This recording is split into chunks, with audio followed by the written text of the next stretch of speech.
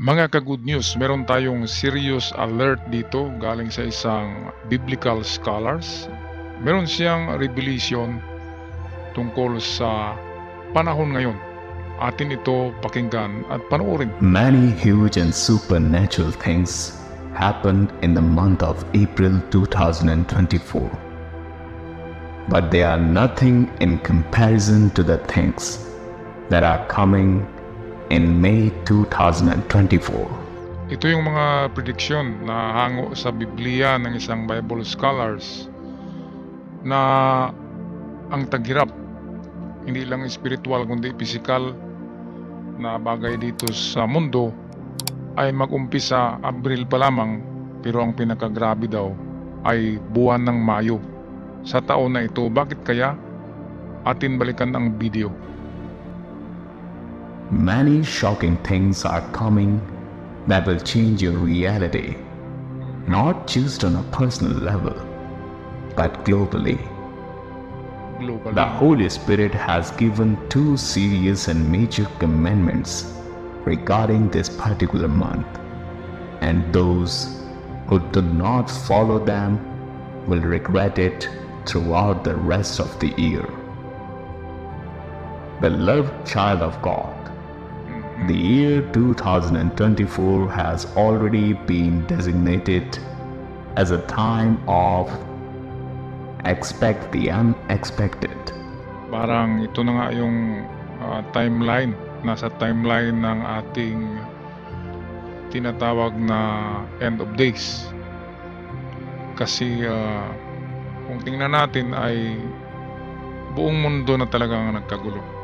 70% of the globe ay nasa crisis at hindi lang yan engaged sa chaotic war ang 70% of whole population of the earth. Kaya itong nasa video rito ay parang tumama siya sa kanyang insight, sa kanyang mga sinabi dito. Expect the and it has begun from April 2024. But the month of May is different from it, and it is way more terrifying and horrible than you may imagine.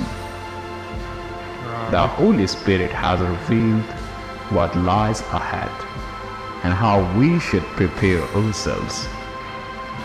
So before delving into this supernatural revelation, let us begin with a brief prayer. Father, in the name of Jesus Christ, we express our gratitude for this sacred moment. We appreciate your divine word and the presence of the Holy Spirit. Guide us and speak to the hearts of your people. May this message serve as a confirmation and bring about incredible testimonies. We ask for these blessings in the mighty name of Jesus Christ. Amen.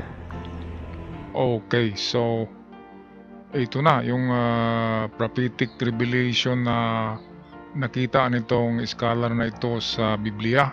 Nakakagulat ito kasi tumama siya sa panahon ngayon. Walang mawawala sa atin kung tayo maniniwala, kasi nakasaad naman talaga sa Biblia na mayroong rapture or itong end of the world or end of days na nasa libro ng Revelasyon. 2024 will not be designated. But as the face of where nightmare becomes reality, Balikan natin. For those who are and vigilant aware, and because you are vigilant and a faithful believer, the Holy Spirit is revealing to you this now, okay, that the month of May 2024 will not be designated as expect the unexpected. oh,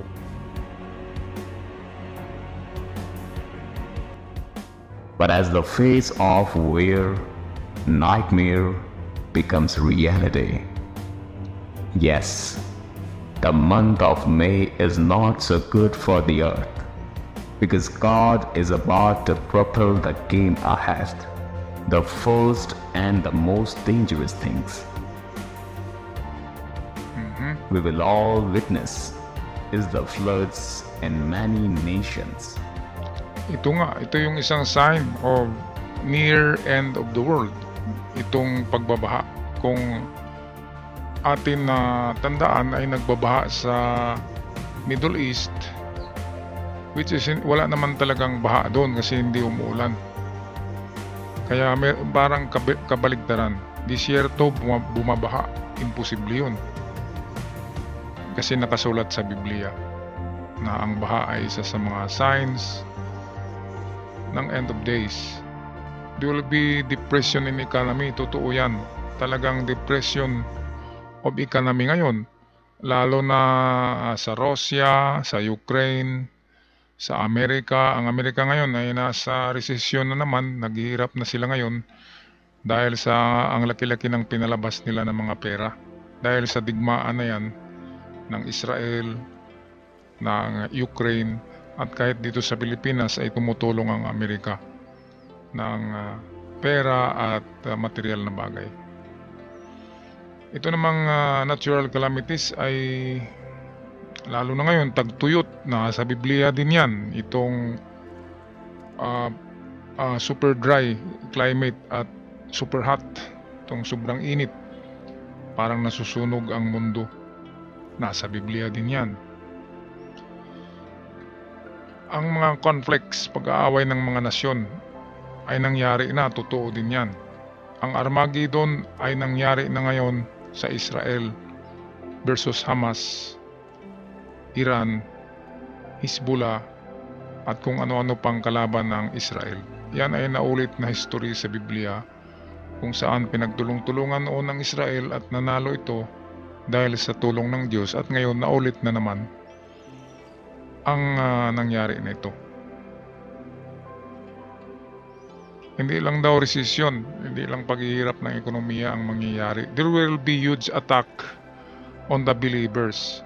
So ibig sabihin, kapag believers ka, Kristiyano ka, ay merong aatake. Hindi lang sinabi dito kung ano, but spiritual. Si Satanas daw ay at play. Pinaglaruan na tayo ang ating isipan. Kaya nangyari yung kaguluhan na yan.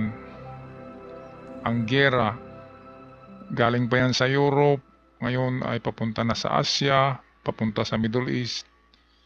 Kaya ito na talaga ang World War III na sinasabi. Hindi nga lang nila sinasabi na World War III na, pero nag-start na talaga ang World War III. Ito yung mga kaguluhan na ito ay sabi dito ay ito'y pakana at laro ni Satanas. Essence alone will sow seeds of fear and discord, turning friend against friend, brother against brother. The Holy Spirit has revealed that during this month, you need to keep your eyes and ears on alert mode. Wow. For they will move unseen through earth's cities and towns, leaving a trail of chaos and destruction in their wake. Totoo yan dahil sa yung nangyari sa Israel 7 months ago, yung pag-atake ng Hamas, ay parang nightmare yun na naging totoo. Sa nightmare lang mangyayari yun. At hindi nila inaakala na magiging totoo ang pangyayaring yun, na ngayon ay nagiging mitsa, at ito'y lumalaki ng lumalaki hanggang entire of the Middle East ay nagkagulo na. Pero ayon sa timeline ng end of days ay meron pang darating na mga sakit, mga plague, at iba pang nakakagulat na hindi natin kayang isipin na mangyayari. The cloud will be darkened. Didilim ang mundo, didilim ang skies. Siguro sanhi yan ng giyera ng missiles. Kaya dapat magprepara na tayo ngayon pa lamang, dahil sa ang kaguluhan na ito ay nag-umpisa pa lang at medyo matagal-tagal ito mawala. Kaya sa mga preppers, kung hindi pa kayo nagpe-prep, ay mag-start na kayo bumili ng mga survival kits katulad ng fishnet, panghuhuli ng mga makain, mga lighters para sa paggawa ng apoy, at mga kagamitan na pang survival sa bundok. Ang bundok lamang ang tanging safe na puntahan, na pagtaguan, ang malalayong bundok sa syudad. At huwag kayong magtago sa syudad, kasi ang syudad ay puntiryahin yan ng mga kalaban at raransakin ang mga syudad. Kaya katulad ng World War II, ang bundok pa rin, mga kuweba, mga matataas, malalayong bundok na hindi kayang abutin ng mga kalaban, ang pinaka-safe place at malayo sa syudad. Kasi ang mga syudad at mga military camps ang tinitira ng mga missiles ng kalaban. Ayon sa Biblia, kung sino man ang naniniwala will not perish, sabi ng Diyos.